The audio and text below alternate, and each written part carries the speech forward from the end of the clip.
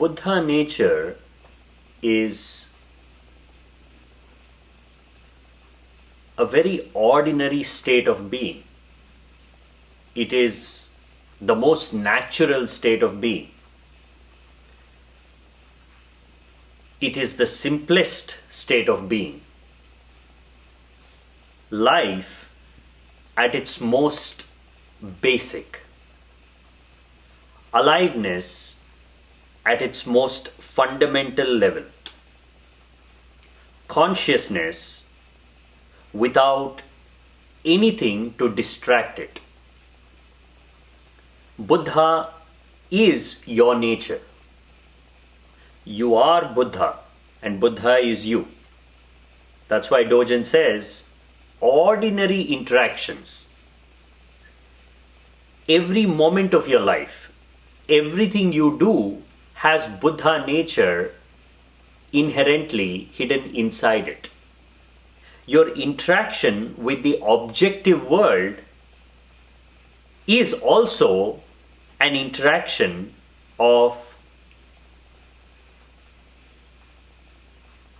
the possibility of realizing the Buddha nature right there. Not after the interaction, not while thinking about it. That interaction itself is enlightenment. Now, this is very profound.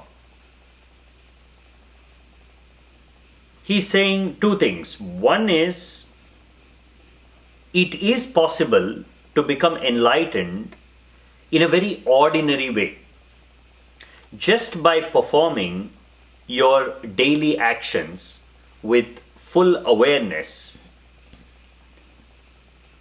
by being rooted in the present moment. And also, as Dogen's philosophy itself goes, you cannot become enlightened without zazen,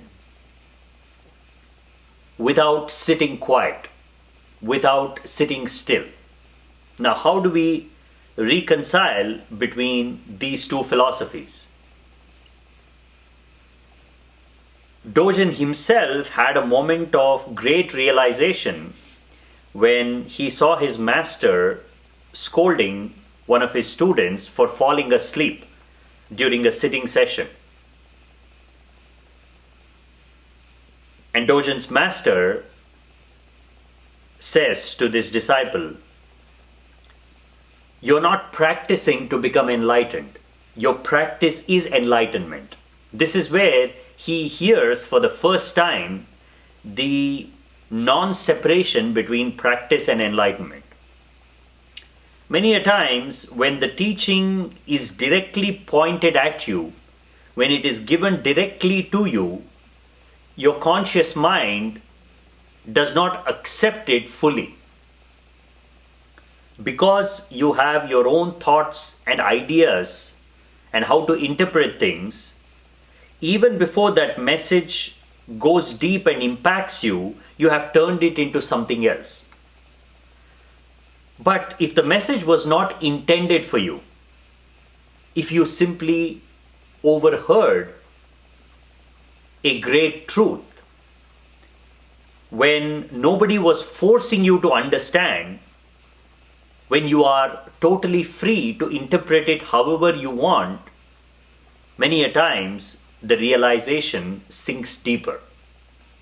That's what happened to Dogen. He had heard that enlightenment is a very natural state of being.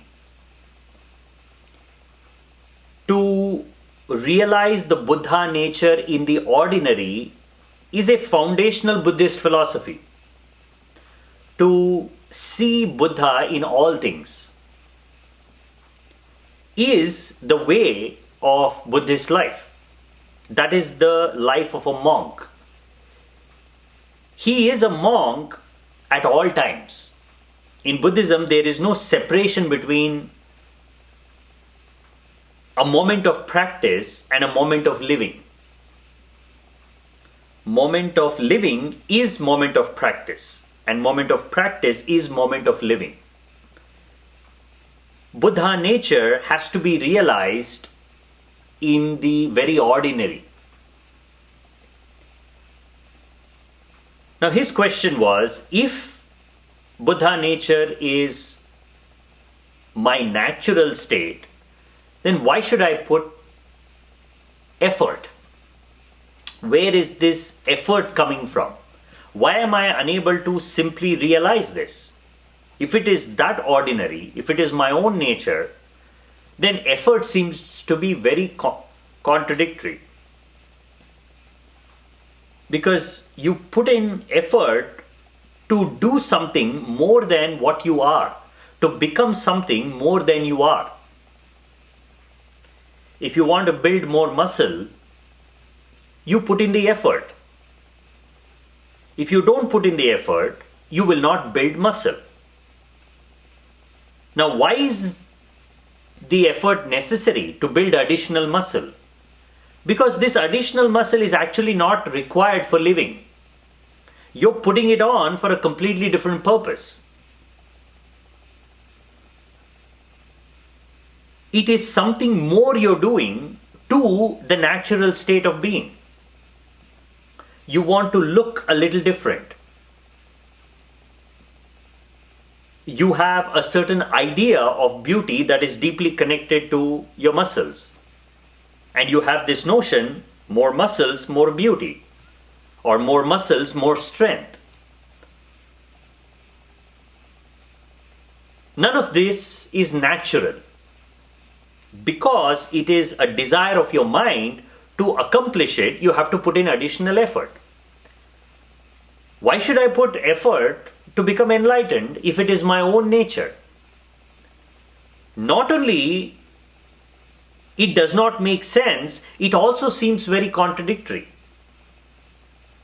The more effort I put, the farther I'm going away, because effortlessness is the Buddha nature. Non-effort is the ultimate objective of connecting to your Buddha nature. He could not find the answer to this question in Japan. So he went all the way to China, found an enlightened master, studied under him. And then when he overheard this conversation, that enlightenment and practice are not two separate things, it just hit him. Because up until then, the contradiction was, why should I put in the effort to become enlightened? In this interaction, in this conversation, he could see that practice and enlightenment are not two different things. While you are practicing, you are also connecting to your Buddha nature. You are also connecting to your enlightened nature. The effort in meditation is not separate. Unlike all other activities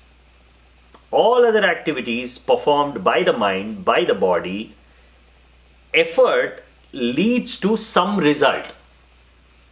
Effort is the cause. Result is the effect.